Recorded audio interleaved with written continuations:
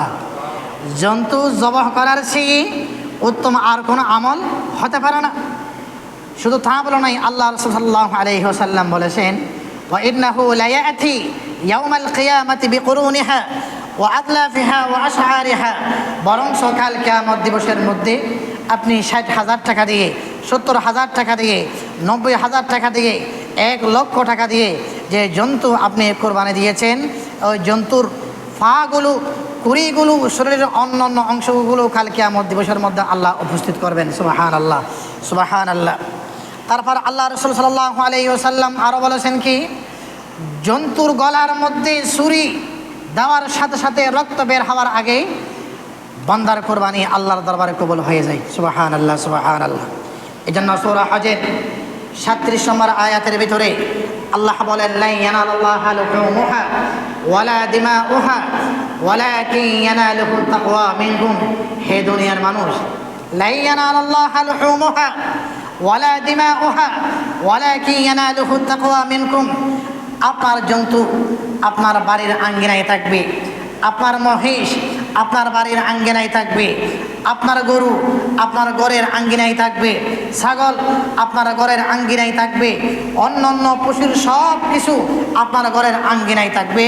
ওয়ালাকিন ইয়ানালুহু তাকওয়া মিনকুম।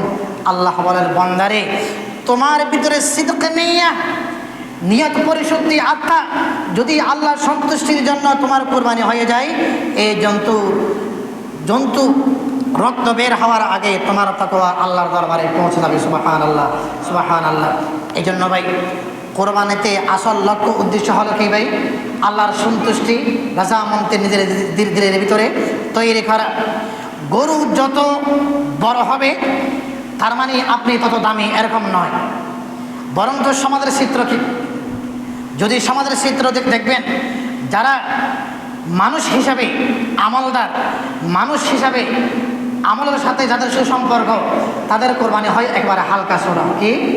যারা বেনামাজি, নামাজ পড়ে না, সুদ খায়, অন্য অন্য অবৈধ জিনিসের সাথে যাদের সুসম্পর্ক, দেখবেন তাদের জন্তু হলো বেশি বড়, যাদের জন্তু হলো কি বেশি বড়। আপনি খেয়াল করবেন, মানে সমাজের চিত্রগুলো আপনার চোখের সামনে রাখেন। যে ব্যক্তি যত দিনদার, যে ব্যক্তি যত দিনদার, যে ব্যক্তি যার ভিতরে খলুসিয়ত তত বেশি, তার দেখবেন যে তার কোরবানি হলো একবারে হালকা। তার কোরবানি হলো কি ভাই? একেবারে কি হালকা। ছাগল দিয়ে হলেও এক ভাগ হলেও কোনো পথে কোরবানি আদায় করার জন্য চেষ্টা করে, কারণ সে জানে এখানে জন্তু মুখ্য উদ্দেশ্য নয়, মহিষ মুখ্য উদ্দেশ্য নয়, গরু মুখ্য উদ্দেশ্য নয়, অন্য অন্য প্রাণী গরু কি লক্ষ্য উদ্দেশ্য নয়। কারণ আল্লাহ তো নিজেই বলেছেন, ওয়ালাকিন ইয়ানালুহু তাকওয়া মিনকুম। এই জন্য ভাই, নিয়তকে পরিশুদ্ধ করা। আরেকটি গুরুত্বপূর্ণ কথা হলো, যারা শরীকে কোরবানি করেন, জন্তু জবাহ করার আগে নিজেদের ভিতরে লেনদেন যেগুলো আছে এগুলোকে পরিষ্কার রাখা। কি রাখা ভাই? পরিষ্কার রাখা। যারা শরীকে কোরবানি করেন, জন্তু জবাহ করার আগে লেনদেন সবগুলোকে কি করা? পরিষ্কার রাখা। অনেক সময় দেখবেন জন্তু জবাহ হয়ে গেছে, খাওয়া হয়ে গেছে, 1 মাস হয়ে গেছে, 1.5 মাস হয়ে গেছে, 2 মাস হয়ে গেছে, এখনো পর্যন্ত বাকি টাকাগুলো এখনো আদায় করা নাই। এরকম অনেকে আছে না? অনেকেই আছে। জন্তু জবাহ করার আগে সুন্দরভাবে হিসাব রেখে একবার পুঙ্খানুপুঙ্খানুভাবে শরীরদার মানুষকে বুঝিয়ে দেন, শরীরদার মানুষকে কি দেন? বুঝিয়ে দেন। কারণ এই কোরবানি হলো কি ভাই? আল্লাহর জন্য। কুল ইন্না সালাতি ওয়া নুসুকি ওয়া মাহইয়ায়া ওয়া মামাতি লিল্লাহি রাব্বিল আলামিন। এই জন্য আল্লাহ রাসূল সাল্লাল্লাহু আলাইহি ওয়াসাল্লাম বলেছেন, হে দুনিয়ার মানুষ, তোমরা আল্লাহর সন্তুষ্টির জন্য কোরবানি দাও। এই কোরবানি শুধু উম্মত মুসলিমার জন্য নয়। আল্লাহ তাআলা অন্য আয়াতের ভিতরে বলেন, ওয়ালিকুল্লি উম্মাতিন জাআলনা মানসাকান লিয়াযকুরু ইসমাল্লাহি আলা মা রাযাকাহুম মিন বাহিমাতিল আনআম। হে দুনিয়ার মানুষ, শুধু উম্মত মুহাম্মাদি কোরবানি দিচ্ছে এরকম নয়। প্রতিটি নবী রসুল দুনিয়ার মধ্যে যারা আগমন করেছেন, প্রতিটি নবী রসুলের কওমরা, গোত্ররা, সম্প্রদায়েরা তারাও কি দিত ভাই? কোরবানি দিত। তারাও কি দিত? কোরবানি দিত। তবে তাদের কোরবানি এবং উম্মত মুহাম্মাদের কোরবানি হলো ভিন্ন। কি ভিন্ন? ওয়ালিকুল্লি উম্মাতিন জাআলনা মানসাকান লিয়াযকুরু ইসমাল্লাহি আলা মা রাযাকাহুম মিন বাহিমাতিল আনআম। আল্লাহ তাআলার হুকুম হলো আল্লাহ রসুল সাল্লাল্লাহু আলাইহি ওয়াসাল্লামের পূর্বে যত নবীর রসুল দুনিয়া থেকে কি হয়ে গেছেন, গত হয়ে গেছেন, ইন্তেকাল হয়ে গেছেন, তারাও আল্লাহ রাস্তার মধ্যে কি দিত, কোরবানি দিত। তবে তাদের কোরবানি এবং আমাদের কোরবানি হলো ভিন্ন। তাদের কোরবানি হলো, আমাদের কোরবানির মধ্যে হলো কি ভাই, ভিন্ন। আমরা যে মিল্লাতকে, দিনকে সামনে রেখে আমরা কোরবানি দিই, এটি হলো সৈয়দনা ইব্রাহিম আলাইহিস সালামের তরিকাকে সামনে রেখে আমরা কি দিই ভাই, কোরবানি দিই। এই কোরবানি নিয়ে আমাদের নাস্তিক্য পাড়ায় যখন আমরা বিভিন্ন দেশের মধ্যে, কান্ট্রির ভিতরে যখন জন্তু কোরবানি দেয়, যে মানুষগুলোর ভিতরে মানুষের প্রেম থাকে না, যে মানুষগুলোর ভিতরে মানবতা, সভ্যতা বলতে কিছু নেই, তাদের ভিতরে পশু প্রেম জাগ্রত হয়। পশু প্রেম কি হয়, জাগ্রত হয়। তাদের দাবি হলো লক্ষ লক্ষ কোটি কোটি কোটি কোটি এই জন্তুগুলো কেন তারা জবাই করে, কি করে, জবাই করে।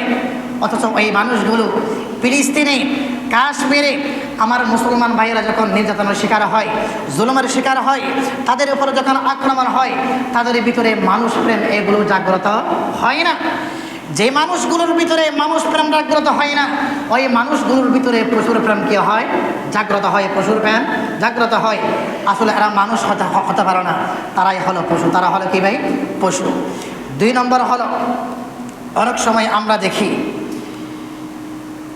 জন্তুর ভিতরে গরু, ছাগল, মহিষ আপনি যদি দেখেন লালন পালন করবে, এরকম মানুষ কম পাবেন, 2-4-5 জন। আর বাজারে রাস্তাঘাটে যে কোনো গুলদিতে কুত্তার কোনো অভাব নাই, কুত্তার কোনো কি নাই, অভাব নাই। চোখের সামনে কুত্তা বেশি হলেও কিন্তু 100 কুত্তাকে কোনো জায়গার মধ্যে আপনি একত্রিত করতে পারবেন না। হালালের ভিতরে আল্লাহ তাআলা এত পরিমাণ বরকত রেখেছেন, হালালের ভিতরে এত পরিমাণ বরকত রেখেছেন। আপনার দৌলতপুরের যদি আপনি পরিসংখ্যান আপনি সামনে রাখেন, গরু পালন করেন, এরকম হয়তো মানুষ শতকরা 20 জন। কয়জন ভাই, শতকরা 20 জন কিংবা শতকরা 30 জন। তারা আরও 70-5 মানুষ কি রাখে না, গরু এগুলো পোষ, এগুলো লালন পালন করে না। কিন্তু হালাল জিনিসের ভিতরে আল্লাহ তাআলা এত পরিমাণ বরকত রেখেছেন, যখন নির্দিষ্ট গরু, ছাগলের, মহিষের বাজারের কি হয়, ডাক আসে, তখন আলহামদুলিল্লাহ পুরো বাজার গরু আর ছাগল, গরু আর ছাগল, মহিষ আর মহিষ, এগুলো হলো হালালের ভিতরে বরকার ফসল। কি ভাই, হালাল জিনিসের ভিতরে বরকার ফসল। 100 কুত্তাকে আপনি এক জায়গার মধ্যে একত্রিত করতে পারবেন না। আপনি দেখুন যে কোনো বাজারে, কোরবানির আগের দিনের বাজারে পশু আর পশু, পশু আর পশু, এগুলো কারণ কি জানেন? আল্লাহ তাআলা হালালের ভিতরে আল্লাহ তাআলা বরকত রেখেছেন, হালালের ভিতরে আল্লাহ তাআলা বরকত রেখেছেন। 3 নম্বর হলো, আমরা কেন পশু কোরবানি দিই? আমরা কেন পশু কোরবানি দিই?